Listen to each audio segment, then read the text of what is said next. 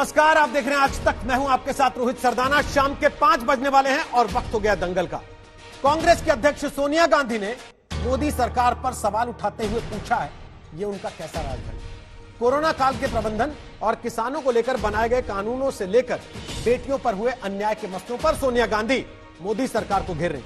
लेकिन मध्य प्रदेश की बीजेपी उम्मीदवार इमरती देवी पर पूर्व सीएम कमलनाथ की विवादित टिप्पणी से कांग्रेस बैकफुट पर आ सकती है। मुख्यमंत्री शिवराज सिंह चौहान ने सोनिया गांधी को ही चिट्ठी लिख दी है और आज खुद धरने पर बैठ गए।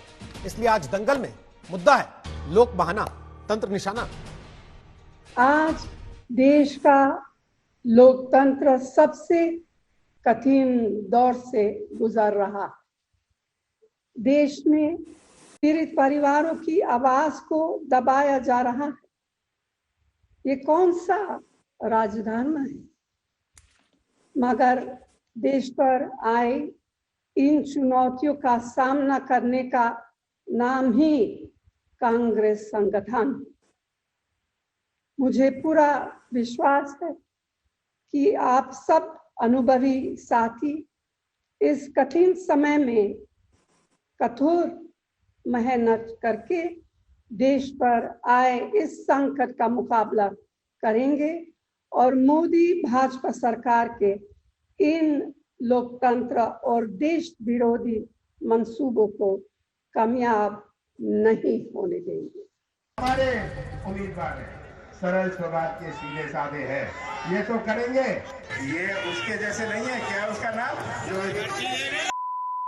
क्या उसका नाम लो आप, तो उसको मेरे से ज्यादा पहचानते हैं। आपको तो मुझे पहले ही सावधान कर देना चाहिए था। ये क्या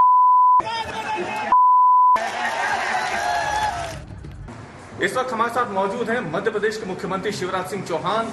मध्य प्रदेश में कमलनाथ के बयान को लेकर जो सियासत तेज हो चुकी है, उस पर बात करने के लिए हमारे साथ हैं मुख्यमंत्री खुद। 2 घंटे का पूरा मौन व्रत आप लोगों का रहा। हालांकि पूर्व मुख्यमंत्री जो है कमलनाथ, वो अभी भी यही कह रहे हैं कि उनके शब्दों में कुछ गलत नहीं था। मैं कुछ नहीं कहूंगा। निर्लज्जता की पराकाष्ठा है, सारे देश ने देखा है। गलती नहीं हुई, जानबूझकर कहा है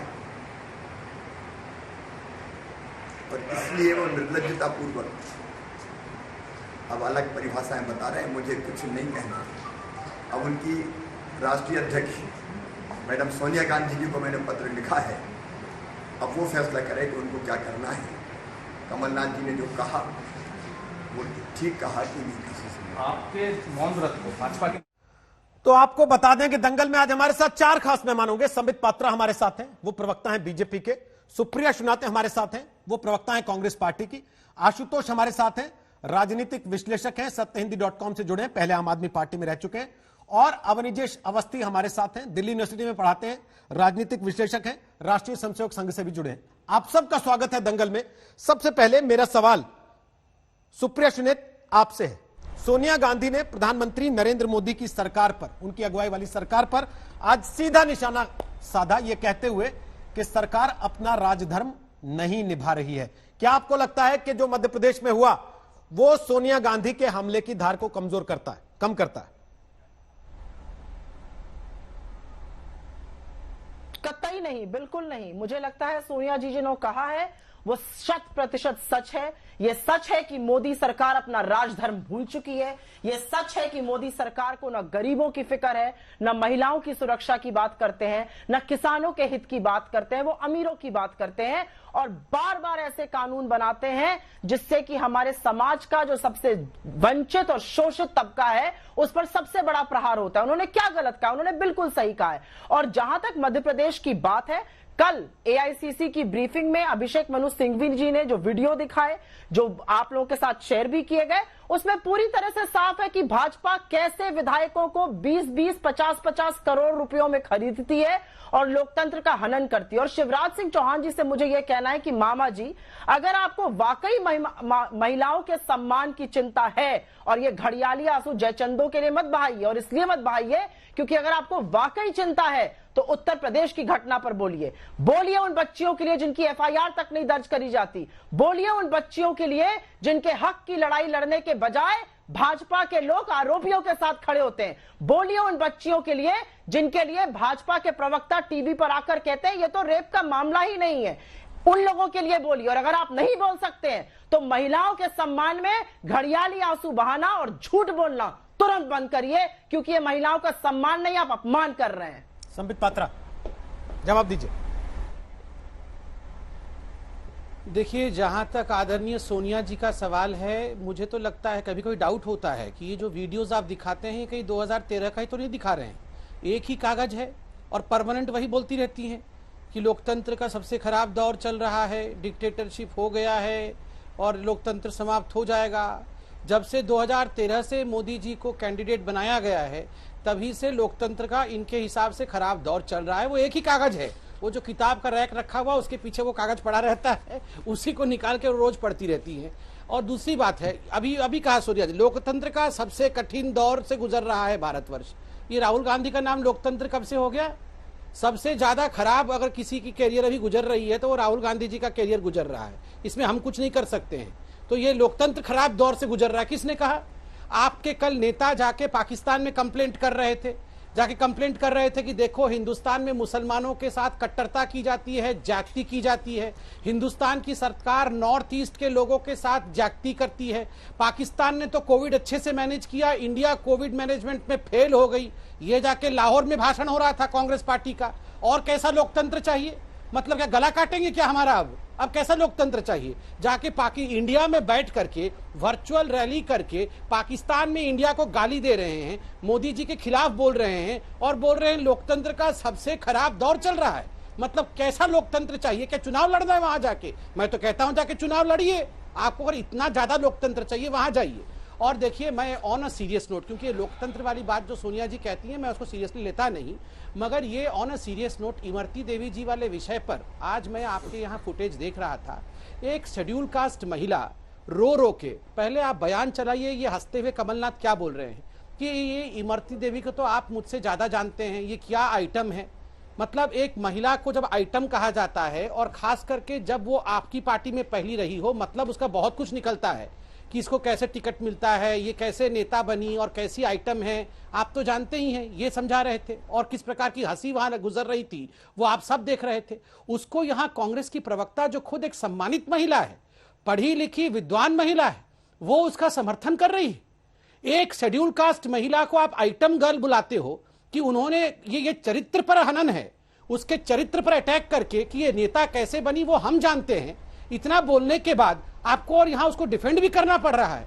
देखिए, हम डिबेट करने आते हैं, प्रवक्ता है, कई बार हमारे पार्टी के लोगों द्वारा खराब बोली जाती है और कभी भी मैं बिल्कुल कहता हूं उसके लिए दोषी आप नहीं है। आपके जिस नेता ने गलती की है कभी भी इनडिफेंसिबल को डिफेंड नहीं करना चाहिए। बिल्कुल कहना चाहिए कि इमरती देवी के लिए जो शब्द कहे गए वो बहुत घृणित शब्द है और किसी भी महिला के लिए, वो मेरी ओपोनेंट पार्टी की हो सकती है, वो आइटम गर्ल नहीं है, वो मेहनत करके अपने टैलेंट के कारण राजनीति में आती है। ठीक है, वो किसी आइटम गर्ल के कारण या कुछ ये मर्दों के दुनिया में वो अपने कारण अपने चरित्र हनन करके राजनीति में नहीं आती है। ओके, लेकिन कमलनाथ कह रहे हैं कि आइटम कोई बुरा शब्द थोड़ी है, ये तो संसदीय शब्द है। सुप्रिया शिनेत, आप मानती हैं कि आइटम होना राजनीति में एक महिला का ये संसदीय है? बोलिए।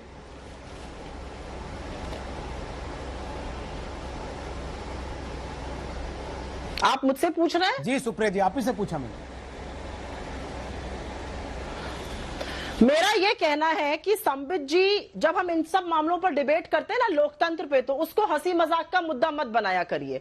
और क्योंकि मैं आपके बीच में नहीं बोली थी और आपने बड़ी ही अपमानजनक बातें कही, मैं एक बात जरूर बोलना चाहती हूं। आप कह रहे हैं आप डिफेंसिबल को, ये सब बातें आप कर रहे हैं।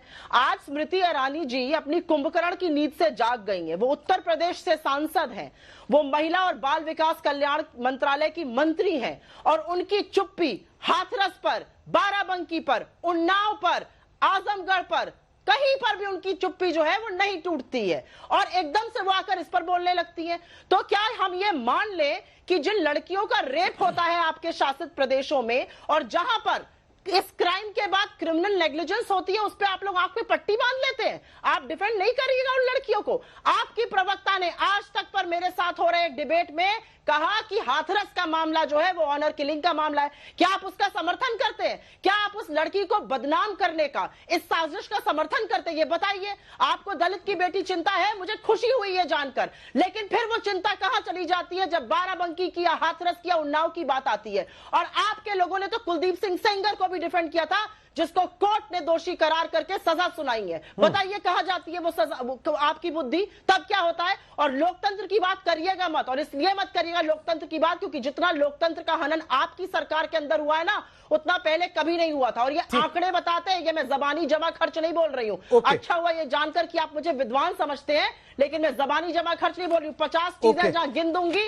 और आपको पता चलेगा लोकतंत्र में क्या हो रहा है। विधायकों की खरीद फरोख्त 50-50 करोड़ में लोकतंत्र बचाना होता है? बताइए ये बात आप मुझे। ठीक है, मैं संबित से जवाब लूं उसके पहले सुप्रिया, जो सवाल मैंने उठाया था वो रह गया क्योंकि आप उनकी बातों पे जवाब दे रही थी। मेरा सवाल ये है, एक महिला नेता होने के नाते आप लोगों के राजनीतिक एक दूसरे के ऊपर आरोप जस्टिफाइड, दोनों एक दूसरे पे आरोप लगाइए, मुझे कोई आपत्ति नहीं, लेकिन क्या कमलनाथ की इस बात से आप सहमत हैं, राजनीति में आइटम होना एक महिला का वो संसदीय शब्द हो सकता है क्या? देखिए ऐसा है, कमलनाथ जी के ऑफिस ने और उन्होंने खुद ये बयान दे दिया है कि उनका ऐसा कोई आशय नहीं था। उन्होंने आइटम किसी और कॉन्टेक्स्ट में कहा था और उसको ये लोग, ये भाजपा के लोग हैं, सोचिए इनकी सोच, उन्होंने कहा ये क्या आइटम है? ये तो मैं संबित जी के लिए कहती हूँ, संबित जी आप क्या आइटम बात करते हैं, आप क्या आइटम बोल रहे हैं? तो इसका क्या मतलब होता है? मैं उसको डिफेंड नहीं कर रही हूं, मैं मुद्दे को डिफेंड कर रही हूं कि देखिए इनकी सोच कि ये औरत के बारे में सिर्फ एक आइटम गर्ल होकर ही सोच सकते हैं। ये है आरएसएस की विचारधारा। मतलब आप और ये आइटम कहे जाने से एक महिला को सहमत है, आपको कोई आपत्ति नहीं? सकते हैं आप सहमत हैं उससे? मुझे ऐसा लगता है कमलनाथ जी ने इस पर प्रतिक्रिया दे दी है। आप मुझसे सहमति मत मांगिए, कमलनाथ जी ने एक्सप्लेनेशन दे दिया है और शिवराज सिंह चौहान जी ने जिस पर इसमें आपत्ति जताई है वो जाएं और यूपी की महिलाओं की बात करें, तब मैं उनका आदर करूंगी। नहीं, लेकिन आपको कोई आपत्ति नहीं है कमलनाथ जी के बयान से? आप सहमत हैं? आपको लगता है कि हाँ ठीक है, कह सकते हैं महिला को आइटम, कोई दिक्कत नहीं है? मैं एक महिला हूं और मैं एक महिला की बात करके नहीं चुप रहूंगी यहाँ पर। फिर तो हम सारे समाज की बात करेंगे और सारी महिलाओं की बात करेंगे और महिला की अस्मिता की बात करेंगे। आप कर रही हैं, मेरे साथ बैठ के भी कर रही है, पिछले कई दिन से लगातार कर रही है, जवाब देंगे। लेकिन अगर हाथरस पे मैं आपकी आवाज में आवाज मिला रहा हूं तो कम से कम मैं इतनी उम्मीद तो करूंगा कि कमलनाथ के मामले पर आप बेबाकी से, बेखौफ होकर अपनी बात रखें, बिना इस बात के कि मेरी पार्टी लाइन कुछ और हो सकती है। शायद मैं बिल्कुल बेबाक होकर रखती हूं। देखिए मैं बिल्कुल बेबाक होकर रखती हूं, मुझे किसी का कोई डर नहीं है, ना मैं किसी से डरती हूं ना संकुचा कर बोलती हूं। अभी तक तो आपके मेरे बारे में जान गए होंगे, इसीलिए मैं आपसे बार बार पूछ रहा हूं। कमलनाथ जी ने इस पर अपना एक्सप्लेनेशन दे दिया है और एक बार जब उन्होंने एक्सप्लेनेशन दे दिया तो मैं इस पर टिप्पणी क्यों करूं? आप सहमत हैं कमलनाथ के एक्सप्लेनेशन से? मैं यही तो पूछ रहा हूं। उन्होंने एक्सप्लेनेशन दे दिया, आप सहमत हैं? कांग्रेस की महिला नेता उस एक्सप्लेनेशन से सहमत हैं? सोनिया जी ने एक अहम मुद्दा उठाया है और वो अहम मुद्दा है दलितों की शोषण होना, वो अहम मुद्दा ये महिला भी दलित है होना। मुझे बोला ये महिला भी दलित है, उस पे बात करूंगी। ये महिला भी दलित है तो और उस पर भी बात कर रहे हैं हम। मैं बार बार एक ही सवाल पूछ रहा हूं, क्या कांग्रेस की महिला नेता कमलनाथ के एक्सप्लेनेशन को स्वीकार करती हैं, मंजूरी देती हैं कि ओके ठीक है, बढ़िया? ये कमलनाथ जी ने अपनी टिप्पणी दे दी है, इस पर मैं और टिप्पणी नहीं दूंगी। ठीक है, संबित पात्रा बोलिए। नहीं दूंगी क्योंकि भाजपा इसका पॉलिटिसाइजेशन कर रही है। Okay. अगर पॉलिटिसाइजेशन ना कर रही होती तो मैं बोलती इस पर। लेकिन क्योंकि वो इसका राजनीतिकरण कर रही है, क्योंकि वो जान रही है कि वो चुनाव हार रही है, ध्यान से सुना। सुप्रिया जी ओके, संबित पात्रा बोल रहे हैं, फिर आशुतोष और अवनीश जी के पास आ रहा हूं। बोले संबित पात्रा। देखिए अभी आप जब सुप्रिया जी से आपने पूछा कि आइटम कोई पार्लियामेंट्री शब्द है या अनपार्लियामेंट्री शब्द है, तो उन्होंने कहा मैं संबित को भी आइटम कह सकती हूँ, संबित किस आइटम पे बात कर रहे हैं ये भी कह सकती हूँ, और उन्होंने इसको जस्टिफाई भी किया। मैं एक सिंपल सवाल पूछ रहा हूँ, उसको अन्यथा मत लीजिएगा। अगर कांग्रेस की एक महिला प्रवक्ता आती है और नीचे हम लिखे कांग्रेस आइटम ऑफ कांग्रेस, ऐसा अगर लिखे तो कैसा लगेगा उनको? महिला अध्यक्षा है इनकी, प्रियंका वाड्रा जी उत्तर प्रदेश की इंचार्ज है। क्या अगर पार्लियामेंट्री शब्द है और आइटम बोलना उचित है? उन्होंने मुझे भी आइटम कह दिया अभी, प्रियंका जी को, सोनिया जी को अगर आइटम कहा जाए तो इनको अच्छा लगेगा या बुरा लगेगा? अगर इतना पार्लियामेंट्री शब्द है तो खुद इस पे वो चिंतन करे। मैं अपनी माँ के समान किसी महिला को इस प्रकार के शब्दों से संबोधित नहीं करूंगा। पूरा देश देख रहा है, इसको जस्टिफाई नहीं किया जा सकता। इन्होंने कहा रेप के विषय में बहुत गंदी गंदी बातें की गई, रेप के विषय में किसी प्रवक्ता ने ऐसे कहा, किसी ने वैसे कहा। देखिए एक बार रोहित जी, जरा डेमोक्रेसी खतरे में आपके डिबेट में, उसको बचा लीजिए, मैं बोल लूं जरा। मैंने पूरा सुना इनको। देखिए रेप के बारे में, कंपैरेटिव टॉक्स के बारे में बात की जा रही थी। मैं आपको याद देगा, रोहित जी थोड़ा लोकतंत्र खतरे में आ रहा है, मेरे को रक्षा दीजिए प्लीज, थैंक यू। रोहित जी आप याद करिए, अशोक गहलोत जी राजस्थान में एक महिला की जो दो बच्चियां थी, माइनॉरिटी थी, वो भी उनका रेप हुआ था। तो अशोक गहलोत जी ने ट्वीट करके कहा ये बच्चियों का रेप नहीं हुआ है, ये तो अपनी इच्छा से चली गई थी। बाद में लड़कियों ने, बच्चियों ने आके कैमरे के सामने कहा ये सब झूठी बातें हैं, हमको एब्डक्ट किया गया था, किडनैप किया गया था और हमारे साथ रेप हुआ। क्या उस बात से सहमत हैं कांग्रेस की प्रवक्ता यहाँ बैठी हुई हैं कि लड़कियां अपने मन से रेप करने चली गई थी? छत्तीसगढ़ के इनके बहुत बड़े मंत्री, उनके बड़े मंत्री ने कहा अरे ये हमारे यहाँ जो रेप हुआ है छत्तीसगढ़ में, ये तो छोटा रेप है, बड़ा वाला रेप तो हाथरस में हुआ है, ये छोटा रेप बड़ा रेप क्या होता है? तो ये सब बातें करना आप बंद कर दीजिए। आप मुझे बताइए, शशि थरूर ने कल जाके पाकिस्तान में, मुझे एक सवाल का जवाब दीजिए, मेरा समाप्त हो जाएगा। मैं सिर्फ इतना जानना चाहता हूं, शशि थरूर ने कल जाके जो पाकिस्तान में कहा है कि हिंदुस्तान की सरकार और हिंदुस्तान में मुसलमानों के खिलाफ पक्षपात और कट्टरता हो रही है और नॉर्थ ईस्ट के लोगों के ऊपर भारत की सरकार अत्याचार कर रही है, आप इससे सहमत हैं? अब आप जाके पाकिस्तान में कंपेयर करेंगे, पाकिस्तान में आप जाके कंप्लेंट करेंगे और आपको और लोकतंत्र चाहिए, आप इसका उत्तर दीजिए ना। संबित पात्रा, 50 करोड़ की गर्लफ्रेंड ज्यादा अपमानजनक है कहना, या आइटम गर्ल या आइटम कहना राजनीति में किसी महिला को ज्यादा अपमानजनक? 10 सेकंड का टाइम आ रहा हूं सुप्रिया जी, एक सेकंड, एक सवाल पूछ रहा हूं। मैं इसका उत्तर बता दीजिए संबित जी। करना चाह रही हूं। देख मैं इसका उत्तर देता हूं। देखिए 50 करोड़ का घोटाला हुआ था, उससे बड़े का घोटाला हुआ था। आईपीएल घोटाला के विषय में आज पूरा हिंदुस्तान जानता है।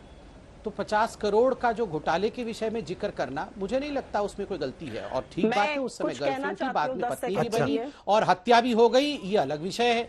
हत्या की अभी जांच भी चल रही है, हत्या का विषय कोर्ट में भी है। तो देखिए ये एक अलग विषय है, मगर किसी लड़की को इससे समझ में आता है कि राजनीतिक पार्टियां बता रहे हैं, राजनीतिक पार्टियां महिलाओं को कैसे ट्रीट करती हैं, क्या सम्मान देती हैं और क्या स्थान देती हैं। मैं 10 सेकंड के लिए कुछ बोलना चाहती हूं। 10 नहीं 30 सेकंड बोले, फिर आशुतोष और अवनीश आ रहे हैं, जल्दी मुझे 10 सेकंड के लिए बोलने दीजिए। बोल लीजिए। बिल्कुल, देखिए ऐसा है कि बार बार आप पूछ रहे थे कि ये है क्योंकि कमलनाथ जी ने इस पे बोल दिया था, मैं नहीं बोलना चाहती हूं, लेकिन एक महिला होने के नाते हाँ मैं ये सोचती हूं कि शब्दों का चयन शायद अच्छा हो सकता था और ऐसा शब्द नहीं बोलना चाहिए। लेकिन आपने 50 करोड़ की गर्लफ्रेंड का मामला कहा और इसको इन्होंने जस्टिफाई किया क्योंकि घोटाला हुआ था। घोटाला हुआ था तो आप औरत को 50 करोड़ उसकी कीमत लगा दीजिएगा। आपने किसको जर्सी गाय कहा था, आपने किसको हाइब्रिड बछड़ा कहा था। आप लोग ऐसी बातें इसलिए मत किया करिए क्योंकि आपके गिरेबा में झांक कर देखिए, आपकी असलियत यह है कि महिलाओं की कोई इज्जत नहीं है आपके यहां और आप दूसरे को पाठ मत पहाड़िए राजनीति करने के लिए, क्योंकि हार से आप बौखला रहे हैं इसलिए आप ऐसा कर रहे हैं। आपने 50 करोड़ की गर्लफ्रेंड कहा, आपने हाइब्रिड बछड़ा कहा, आपने जर्सी गाय कहा। क्या आप उसको, और ऐसे व्यक्ति को हमने प्रधानमंत्री बना दिया इस देश ने, ये सोचिए आप, ये सोचिएगा संबित जी, और आज सोने से पहले जरूर सोचिएगा कि अपने दिल पे हाथ रख के कि क्या वो सही किया था उन्होंने। घोटाला हुआ तो आप एक औरत की कीमत लगाने लगेंगे, कैसी बात करते हैं आप। मैं कह रही हूं, मैं खुले मन से कह रही हूं, शब्दों का चयन बेटर हो सकता है। चलिए अब आपने कहा कि शब्दों का चयन गलत था। संबित जवाब दीजिए, आशुतोष आ रहे हैं उसके बाद, बहुत देर से वेट कर रहे हैं, जल्दी से छोटा रखिए। देखिए 50 करोड़ वाले विषय पर तो मैंने जो बोलना था बोला, मगर पत्नी की हत्या कर देना किसने किया वो तो अलग विषय है, वो तो जांच चल रहा है। हत्या हो जा रही है, जांच चल रही है, उसके ऊपर यहाँ पर जिस प्रकार से बातें की जा रही है, हमें कहा जा रहा है कि हम महिलाओं का सम्मान नहीं करते हैं। देखिए ये मैं तो बीच में बोला ही नहीं। देखिए आप देखिए लोकतंत्र की दुहाई देने वालों का तरीका देखिए डिबेट करने का, ये लोकतंत्र की दुहाई देते हैं, बीच में बोलने तक डिबेट में नहीं देते हैं। दूसरी बात मैं कह रहा हूं, ये महिलाओं के अत्याचार के विषय में आप लोग हमें पाठ में पढ़ाइए। तंदूर में महिलाओं को जलाया गया है आपके पार्टी में, विक्टिम कार्ड, और आपने कहा कि हम हार की बौखलाहट से ये बोल रहे हैं। अगर हार की बौखलाहट से ये बोल रहे होते तो सबसे ज्यादा हार किसने सहा है, तो वो राहुल गांधी ने सहा है। 50 इलेक्शन उनके नेतृत्व में कांग्रेस पार्टी हारी है, तो मतलब वो तो बौखला के अभी जुपिटर के एस्केप वेलोसिटी से हमारे एटमॉस्फेयर से बाहर चले जाते। चलिए अगर हार की बौखलाहट से कोई कुछ कह रहा होता अब आशुतोष को लाते हैं रोहित चर्चा मैं में। इनके बीच ठीक में है, बोलूंगा। ठीक नहीं अब मैं इनके ओके। बीच में बोला करूंगा। ओके, ये संबित जी, इनका लोकतंत्र है। संबित जी इनकी और डिबेट सुप्रिया, करने की तो आप कर्सी है दोनों नहीं ने इनको। लगातार ये 15 मिनट लोकतंत्र एक की बात दूसरे है। पे वार किए हैं। अब जरा आशुतोष और अवनीश अवस्थी को लेकर आते हैं, जरा आप भी उन दोनों की बातें सुनिएगा। कल ही राहुल गांधी ने ट्वीट किया था, आज के युग में नारी का सम्मान करना देवी का पूजन करने जितना ही आवश्यक है, नवरात्रि की शुभकामनाएं देते हुए। और उसके बाद कमलनाथ का यह बयान आ गया। लेकिन उससे इतर जो बातें आज सोनिया गांधी ने कही कि लोकतंत्र खतरे में है, आशुतोष क्या यह समझा जाए कि संबित पात्रा जो कह रहे हैं कि साहब ये तो 2013 से वही भाषण बार बार पढ़ देते, क्या ये कांग्रेस का कुल मिला के एक पॉलिटिकल प्लैंक है केवल कि भाई लोकतंत्र खतरे में? रोहित, चूंकि इसमें कमलनाथ का संदर्भ आया इसलिए मैं उस पर एक बात जरूर कहूंगा। मुझे लगता है कमलनाथ ने जिन शब्दों का इस्तेमाल किया है उसकी घोर भर्त्सना होनी चाहिए, घोर निंदा होनी चाहिए। राजनीति के अंदर किसी को इस तरीके की छूट नहीं दी जा सकती, आप किसी महिला के प्रति किसी तरीके के शब्दों का इस्तेमाल करें, ये बिल्कुल उसी तरीके की बात है। इसमें किसी तरीके का, और मुझे ठीक लगा कि कम से कम उन्होंने, सुप्रिया जी ने इस बात को कहा कि उन्होंने दूसरे शब्दों का चयन करना चाहिए। लेकिन मैं जानता हूं पार्टी के प्रवक्ता है, लिहाजा वो निंदा नहीं करेंगे। लेकिन जो कमलनाथ ने कहा उसकी निंदा होनी चाहिए और कड़े से कड़े शब्दों में निंदा होनी चाहिए। अब दूसरा सवाल, आपने जो कहा कि जो सोनिया गांधी ने सवाल खड़ा किया है, क्या कांग्रेस एक नए तरीके का नैरेटिव लाना चाहिए?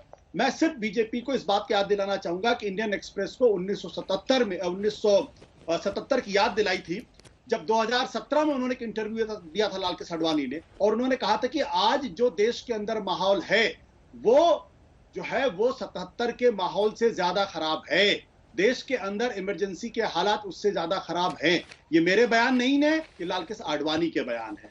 तो आप अगर जिस देश के अंदर अगर सुप्रीम कोर्ट के 4 जजों को प्रेस कॉन्फ्रेंस करनी पड़े और प्रेस कॉन्फ्रेंस करके ये कहना पड़े कि आज से 20 साल के बाद अगर पीढ़ी मुझसे पूछे कि जब लोकतंत्र खतरे में था तो हम लोग चुप क्यों थे, तो ये तो मैंने पहली बार सुना था कि सुप्रीम कोर्ट के जजेस को प्रेस कॉन्फ्रेंस करके दुहाई देनी पड़ी हो कि देश के अंदर लोकतंत्र खतरे के अंदर है। अगर इलेक्शन कमीशन के अंदर अगर कोई इलेक्शन कमिश्नर जो है अगर उसको थोड़ा अगर वॉइस ऑफ डिसेंट की बात करता है तो उसके ऊपर ईडी, इनकम टैक्स तमाम के अगर किसी तरीके से लगने लगते हैं तो आप समझ सकते हैं कि लोकतंत्र कितना खतरे में है, लोकतंत्र कितना सुरक्षित है। मीडिया की बात मैं फिर नहीं कहूंगा क्योंकि जैसे मैं मीडिया के बारे में बोलूंगा आप भी नाराज हो जाएंगे और हमारे दूसरे साथी भी नाराज होंगे, लिहाजा मैं मीडिया की बात करता ही नहीं। सवाल सबसे बड़ा आज की तारीख में यह है कि क्या इस देश के अंदर तमाम संस्थाएं आज सुरक्षित हैं, सुरक्षित नहीं है। मेरा अपना मानना है संस्थाएं सुरक्षित नहीं है।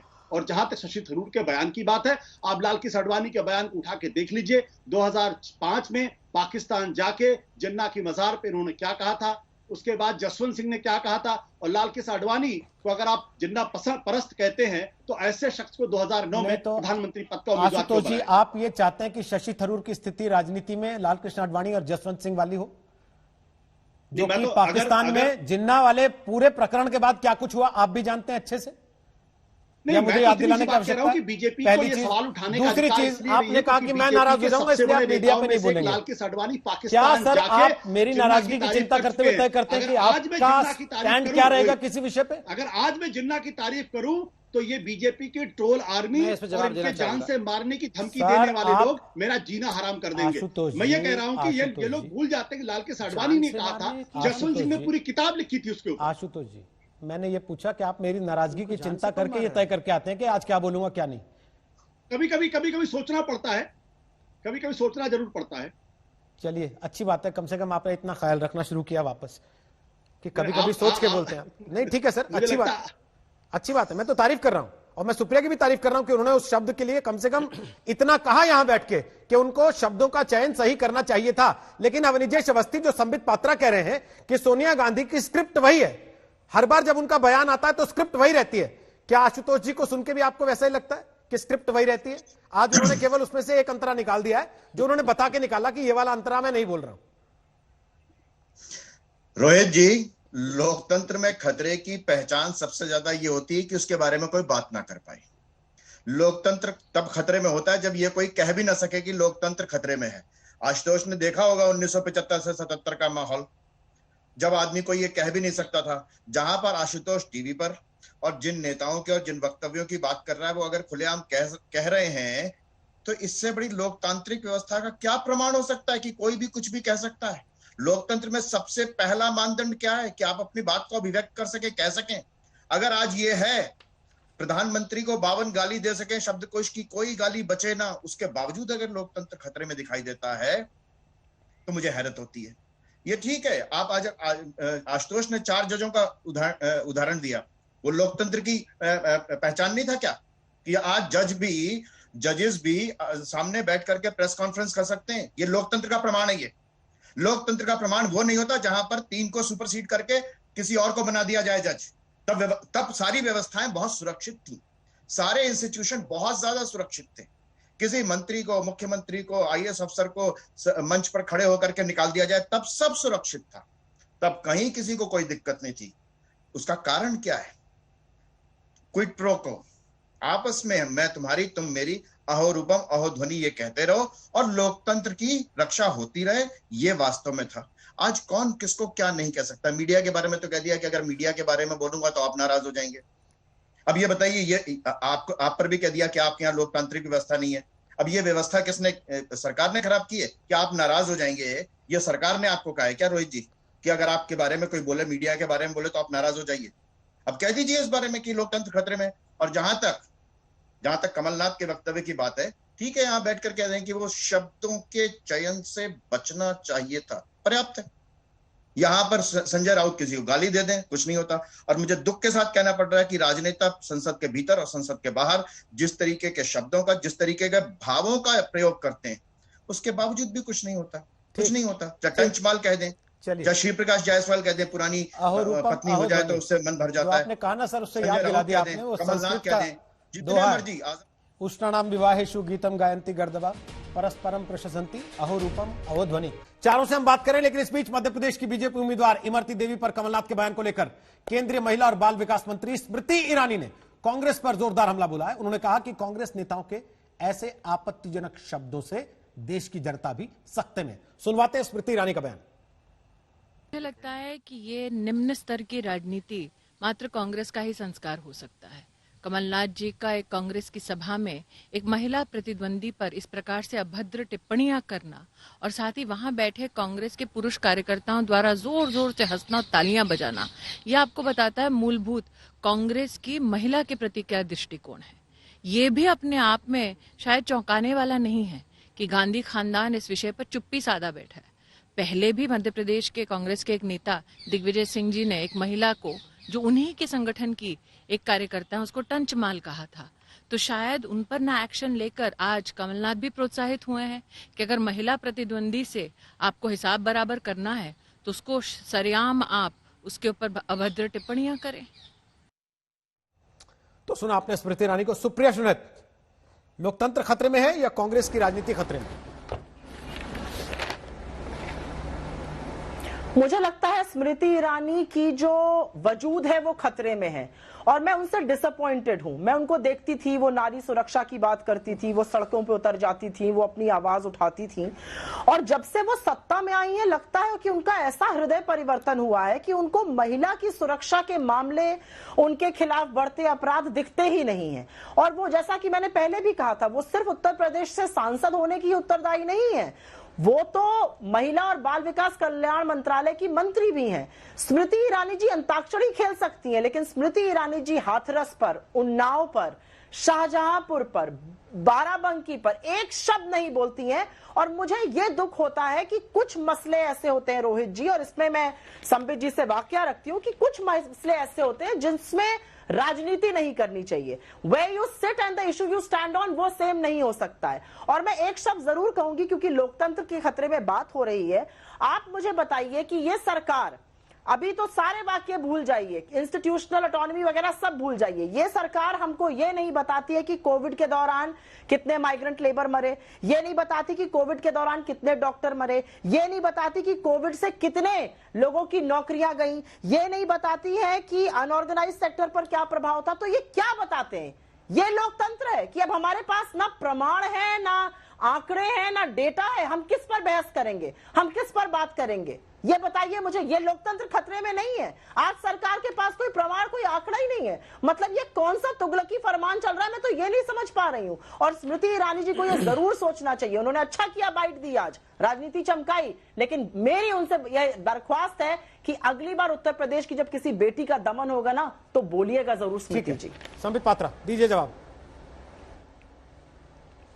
देखिए, अभी कांग्रेस की प्रवक्ता ने कहा स्मृति ईरानी जी का वजूद खतरे में है। देखिए, कम से कम कांग्रेस के प्रवक्ताओं को और कांग्रेस पार्टी को तो स्मृति ईरानी के विषय में ऐसे कहना ही नहीं चाहिए। उनके राजकुमार को अपने ही घर के बैस्टियन से, अमेठी से उखाड़ कर फेंकने वाली स्मृति ईरानी जो शेरनी है, उसका वजूद खतरे में है, इनको इस प्रकार लग रहा है, पहली बात। दूसरी बात, वो 4 जजेस या अभी तक 4 जजेस के कारण देश खतरे में है, ये बताया जा रहा है। अभी आशुतोष जी को सुन रहा था। आशुतोष जी, उन्हीं 4 जजेस में से एक जज चीफ जस्टिस ऑफ इंडिया बने, जिनको आप चंद दिनों पहले आप और कांग्रेस पार्टी कह रहे थे कि वो तो बिक गए हैं। उस समय तो बड़े आपको अच्छे लग रहे थे, बाद में आपको उन्हीं में से एक जज बिका हुआ नजर आया। दूसरे जज को तो आप इम्पीचमेंट, ये कांग्रेस पार्टी इम्पीच करने की कोशिश कर रही थी, क्या हो गया? उन्हीं में से, उन्हीं 4 जजेस में से एक चीफ जस्टिस ऑफ इंडिया बना ना। आपने कोई डिक्टेटोरियल कंट्री ऐसे देखा हो जिसके जज बाहर निकलकर आपके सरकार के खिलाफ बोले मगर फिर भी वो चीफ जस्टिस ऑफ इंडिया बने? ये दिखाता है मानदंड कांग्रेस पार्टी और भारतीय जनता पार्टी के बीच में क्या फर्क है, ये दिखाता है। आपने मीडिया के विषय में कहा, आप थोड़ा मुझे आप 10 सेकंड दीजिए जरा। आप बताइए, कितने सारे चैनल हैं, कितने डिबेट हमारे खिलाफ हुए, कौन कौन सा चैनल क्या क्या डिबेट करता है, मैं यहां बता सकता हूं। किंतु कहां पर महाराष्ट्र जैसे अपमान हो रहा पड़ रहा है, कहां पर आप रिपोर्टर्स को जेल के अंदर डाल के उनकी पिटाई कर रहे हैं, कहां पर, किस राज्य में भारतीय जनता पार्टी के लोगों ने कैमरा पर्सन रिपोर्टर के साथ वो ज्यादती की है जो महाराष्ट्र के अंदर आज हो रहा है। मैं चैनल का नाम नहीं ले रहा हूं, मगर मैं ये जो चैनल के बीच में कंपटीशन हो रहा है उससे भी कोई आपत्ति नहीं करता हूं, होना चाहिए, प्रतिस्पर्धा अच्छी बात है। किंतु जो आज महाराष्ट्र में हो रहा है वो भी हम देख रहे हैं, इसलिए डेमोक्रेसी की बात ये जो अगाड़ी पिछाड़ी की सरकार है ये ना करे। विधायक खरीदने की बात की गई सबसे पहले, मैं पूछ रहा हूं, यही वो प्रवक्ता है, यही वो सोनिया गांधी और राहुल गांधी है जिन्होंने कहा था राजस्थान में हमने सारे इनके विधायक 33, 35, 50 करोड़ में खरीदे थे। कहां है वो पैसा? वो माल, मोटा माल दबा के हमने जो पैसे दिए थे 50 करोड़ रुपए सारे विधायकों को, 20 से 25 विधायकों को, ये मोटा माल कहां रखा हुआ है? सोनिया गांधी जी के संदूक में है या राहुल गांधी जी के अलमारी में है? कब निकालेंगे ये मोटा माल, इसका जवाब दीजिए। अरे मैं तो बोल रहा हूं कि लोकतंत्र खतरे में है, खतरे में है, खतरे में है। इतनी बार जो ये आप लोग बोल रहे हैं, खतरे में लोकतंत्र नहीं है और डेटा भी खतरे में नहीं है। बेटा का राजनीति खतरे में है। फ्यूल खत्म हो गया है, ये सैटेलाइट लॉन्च नहीं हो पाएगा। कितना भी आप वही स्क्रिप्ट पढ़ लीजिए, अवार्ड वापसी करवा लीजिए, पाकिस्तान में कंप्लेंट कर लीजिए, खाट यात्रा, ट्रैक्टर यात्रा, सब यात्रा कर लीजिए, इस सैटेलाइट का फ्यूल खत्म हो गया है। Satellite will not be launch, ठीक, will not be Supriya launch. जवाब दे रही है, उसके बाद आशुतोष जी आपके पास आ रहा हूं क्योंकि उन्होंने आपकी बात पर टिप्पणी की। सुप्रिया बोलिए। जब कोई सीरियस बात होती है तो संबित जी उसको बिल्कुल नॉन सीरियस बनाने में, खैर इनको तो महारत हासिल है, इसके बारे में मैं ज्यादा टिप्पणी नहीं करूंगी। नॉन सीरियस ही है, ये लोकतंत्र खतरे में है, ये नॉन सीरियस बात है। तेजस्वी सूर्या के नाम से, अब आप बीच में बोल लीजिए। आप ही की पार्टी में एक तेजस्वी सूर्या नामक सज्जन है, यंग है, उनको अभी बहुत बड़ा एक पद दिया गया है। उन्होंने अरब में औरतों के बारे में क्या कहा था ये तो मैं बोलूंगी भी नहीं, क्योंकि मेरी शर्म से सर झुक जाता है कि एक ऐसा व्यक्ति जो इसके बारे में कहता है और फिर वहां से आधिकारिक तौर पर पीएमओ इंडिया से यह मामला उठाया जाता है और उसको आप प्रमाणित करते हैं, उसको आप पुरस्कार देते हैं, तो ये तो आपकी राजनीति है। ऐसी बात है, सच तो ये है संबित जी कि जब आपके पास कोई मुद्दा नहीं होता है तो आप मुद्दा ढूंढते हैं। आप राहुल जी की चिंता मत करिए, और आप जिन शेरनी का वर्णन कर रहे थे उनकी दहाड़ जो है वो गीदड़ की बन जाती है जब उत्तर प्रदेश में या भाजपा शासित किसी प्रदेश में कुछ होता है। वो लपक कर टीवी चैनल पर आकर बतियाने लगती है जब कहीं कुछ और होता है। भाई मंत्रालय तो आप महिला बाल विकास कल्याण मंत्रालय की मंत्री है, तो मुझे लगता है पूरे हिंदुस्तान की है, हर जगह बोलना चाहिए। आप ही के लोग कुलदीप सिंह सेंगर का गुण गाते नहीं थकते थे, अब तो दांतों तले उंगलियां दब गई होंगी जब उनको दोषी करार करके सजा दे दी गई है। तो ये सारे मुद्दे जो है ना, आप इसको भटकाने का कोशिश मत करिए, क्योंकि देश आज जिस दौर से गुजर रहा है, जिस भुखमरी, बेरोजगारी और बदहाली से देश गुजर रहा है, उसका ठीकरा आपके सर पर है। ओके। दूसरों के सर पर उसको फोड़ने की जरूरत ठीक है, मैं भी पहले मत आशुतोष के पास जाऊंगा। सवाल ये कि जब राजस्थान में अपराध होता है महिलाओं के खिलाफ तो बीजेपी कहती है कि प्रियंका गांधी वाड्रा वहां क्यों नहीं जा रही, हाथरस में तो तुरंत जा रही थी। जब उत्तर प्रदेश में अपराध होता है तो कांग्रेस सवाल पूछती है कि भाई स्मृति ईरानी वहां के लिए क्यों नहीं बोलती, मध्य प्रदेश में तो इमरती देवी पर तुरंत बोलने के लिए आ गई। क्या आशुतोष सारी राजनीतिक पार्टियों के तौर तरीके एक जैसे होते हैं? जो आपकी पार्टी कहती थी सब मिले हुए हैं जी, सब एक ही जैसे हैं जी? नहीं, देखिए अभी अवनीजेश जी ने बड़ी अच्छी बात कही। उन्होंने कहा कि सत्ता के बाहर और सत्ता के पीछे और संसद के बाहर और संसद के अंदर महिलाओं को लेकर जिस तरीके की टिप्पणी की जाती है वो बहुत ही अशोभनीय है और उसकी निंदा होनी चाहिए। मैं अवनीश जी को निश्चित तौर पर बधाई देता हूं। तो उनको ये भी कहना चाहिए कि जो मोदी जी ने शशि थरूर की पत्नी के बारे में बोला था उसकी भी निंदा करनी चाहिए। जो जर्सी गाय के बारे में टिप्पणी की तो भी करना चाहिए। लेकिन इनसे अलग मैं एक बात कहना चाहता हूं। मैं ये कहना चाहता हूं कि क्या कारण है कि कठुआ में जिन लोगों ने बलात्कारियों के साथ खड़े होकर जम्मू के सड़कों पर आंदोलन किया, आग लगाई, उनको बीजेपी ने आगे चलकर प्रदेश का अध्यक्ष बना दिया। मैं नाम नहीं लेना चाहता हूं, सबको मालूम है। क्या कारण है कि जिस तेजस्वी स्वर में वो भी सुप्रिया जी ने उस ट्वीट को पढ़ा, मैं पढ़ के सुनाऊंगा ताकि लोगों को पता चले कि ये शख्स कौन है और किस तरीके की टिप्पणी उन्होंने की थी। 95% of Arab women have never had an orgasm in the last few hundred years. Every mother has produced kids as act of sex and not love. उस आदमी को जिसकी वजह से भारत और जो हमारे मिडिल ईस्ट के कंट्रीज है जिनके बीच में बाकायदा डिप्लोमेटिक क्राइसिस क्रिएट हो गई, प्रधानमंत्री नरेंद्र मोदी को आगे चलकर उसका सफाई देनी पड़ी और लोगों को टोकना पड़ा। उस शख्स को भारतीय जनता पार्टी ने आगे बढ़कर भारतीय युवा मोर्चा का अध्यक्ष बना दिया। जिस शख्स ने, जिस कतील ने गांधी जी के बारे में उल्टी टिप्पणी की थी उसको कर्नाटक का प्रदेश अध्यक्ष बना दिया। तब याद है क्या क्या कर रहे थे आपके साथी कार्यकर्ता? मैं ये कहना चाहता हूं सर, आपको याद है जब आप पार्टी में थे तो पार्टी के कुछ कार्यकर्ता क्या क्या कारनामे कर रहे थे? लेकिन जो लोग ये कहना चाहते हैं कि दरअसल हम तो पाक साफ, हम तो गंगा नहा आए हैं। आशुतोष जी आपसे पूछ रहा हूं मैं, सीरिया के बारे में पाक साफ तो आप भी नहीं हो ना सर। जब आप राजनीति में थे आपके बगल में बैठे लोग क्या क्या कारनामे कर रहे थे सर? क्या क्या आरोप लगे उस समय राजनीतिक पार्टी के कार्यकर्ताओं पर आपकी? आप भी तो नहीं बोले बल्कि डिफेंड किया होगा बैठ के कई जगह मंचों पर, ऐसे ही जैसे आज आप सुप्रिया को कह रहे थे कि नहीं आपको निंदा करनी चाहिए, तब आप भी नहीं करते थे निंदा। आप बताइए कौन सा ऐसा इवेंट जिसमें मैंने निंदा नहीं की? चलिए आइए सर, मैं तो आइए बोलते हुए भी मुझे अजीब लगेगा कि साहब राशन कार्ड बनवाने वाला ऐसा व्यक्ति जिसके ऊपर इस तरह के आरोप लगे, मुझे बोलते हुए भी अजीब लगेगा कि एक महिला मर गई जिसके लिए कहा गया कि समझौता कर लो, कॉम्प्रोमाइज कर लो। फिर सर आप कहां थे तब? आपको शायद याद नहीं है, आपको याद नहीं है कि जब आम आदमी पार्टी में रहते हुए एक दलित के साथ जब उसका वीडियो आया और मैंने तब खड़े होकर लेख लिखा था और मैंने कहा था, अरे सर पार्टी फोरम से बोलिए ना, लेख लिखना आपका दूसरा काम है। जब आप पार्टी के मंच पे बैठे थे तब वहां बैठ के आपने क्या किया? सुन लो, आपने कहा है तो मैं जवाब देता हूं आपको, आप सुन लो उसको। मैंने कहा लेख लिखा उसको और पार्टी के लाइन के खिलाफ जाके लेख लिखा।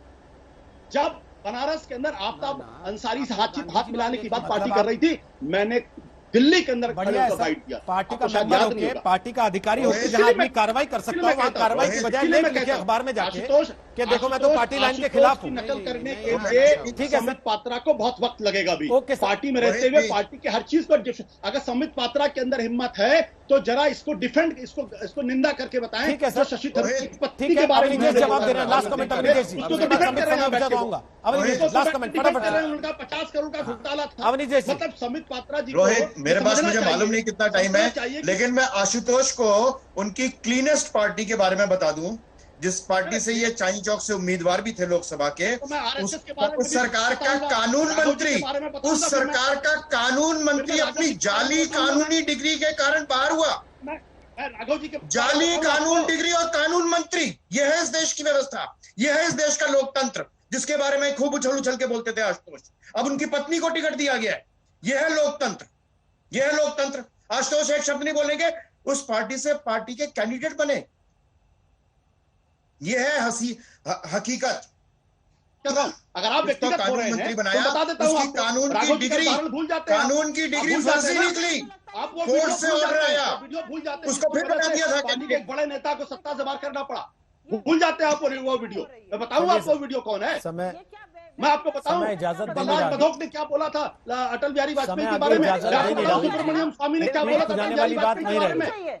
किस पार्टी की बात कर रहे हैं आप? ठीक सर, पीठ खुजाने वाली बात नहीं आपकी रही। पार्टी की बात कर रहा हूं। समय नहीं बचा, बताना चाहता हूं, समय नहीं बचा। सुब्रमण्यम स्वामी बुद्धिजीवी अटल बिहारी वाजपेयी के बारे में कहाँ क्या चले बोला गए, था? इसका अंदाजा आप लोग लगा सकते हैं। और ये तेजस्वी सूर्या के बयान को शर्मनाक बता रहे हैं। बीजेपी ठीक का सर। नेता बनाया, चलिए, भूल गए आप। समय समाप्त हो गया। लेकिन इमरती देवी एक तरफ और लोकतंत्र खतरे में एक तरफ, और बहस कहां जाके रुकी ये आपने खुद तय कर देख लिया।